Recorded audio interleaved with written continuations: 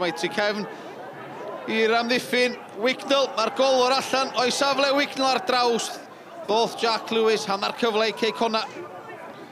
Wignall, mae'r groesiad at y postyn agosa. Matthew Williams oedd yno.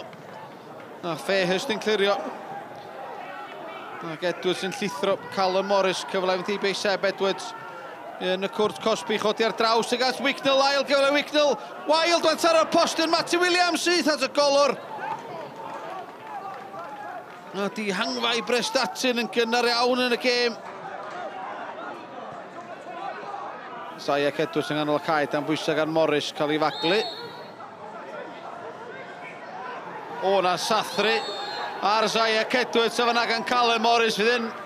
Fyna Gerdyn Coch yn cael ei ddangos i ni feddwl. Yn wedi os di'r dyfarnwr cynorthwyol neu'r pedwerydd swyddog wedi gweld be nath Callum Morris. Ac os di Lee Evans heb weld y digwyddiad yno. Mae rhywbeth o'i le. Mae'r ddau yn cael melyn a mae hwnna yn benderfyniad dadleuol dros ben. Bostyn bella mae George Oran sy'n mynd at draws. Mae'n dod ag at Quay Edwards. A mae o'n penio'r bel, heibio i cael Jones, y bachgen o Prestatyn yn sgorio yn erbyn Prestatyn. Jack Lewis ymlaen ar dafliad Horan sy'n clirio. Bakari yn o flaen. Hart mewn Brasgami, heibio i Kemp. Mae Jones allan o'i gol, mae Bakari wedi selio'r triffwynt i Connah. Gol gyntaf iddo fo yn uwch gyngrau'r Cymru. 8 munud o'r 90 yn weddill. Connah 2, Prestatyn dim. Dafliad hi yn dod i mewn. Yr ôl buniad gan Higgins fe'n disgyn yn y cwrt Cosby. Yn cael ei ffenni allan. Alec Williams ar y foli. Williams am gol o didog gan Alec Williams. Llygedyn o obaith i'r ymwelwyr. Munud a hanner o'r 90 yn weddill Edwards ag at y postyn pella. Jack Lewis erbyn un a draws mae'n dod. Oddi ar y llinell gan Phillips. Andy, not the best performance tonight by your team, but 3 points in... Why wasn't it the best performance in, Willow? Well, listen to yourself on the bench, you were saying you were getting bullied.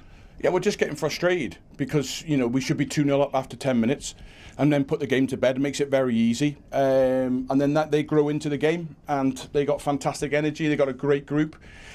We go 2-0 up and the game's dead, really. And then we invite them on with the last 10 minutes to go with a very, very poor decision on the edge of our box. You know, we've made the goal for him by a poor decision going to the ball when you know what you've got to do is stay goal side.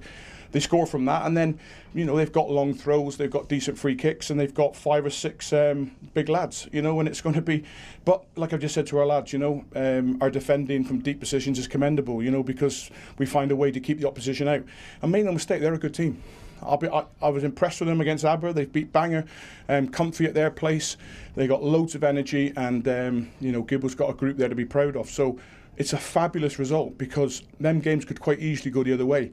But too often against us, they don't go the other way. We win them. So they must be doing something right.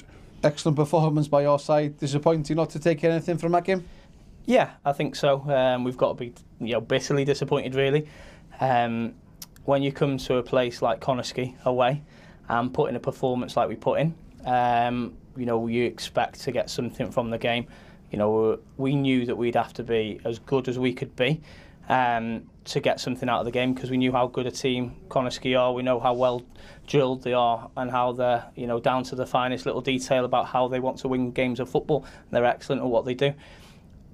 I felt found a way to overcome that a little bit. I thought we coped with it far better than we did earlier on in the season, and the turnaround from last week's performance against Aberystwyth second half to today is so drastic, and that's the frustrating thing about young players, inexperience.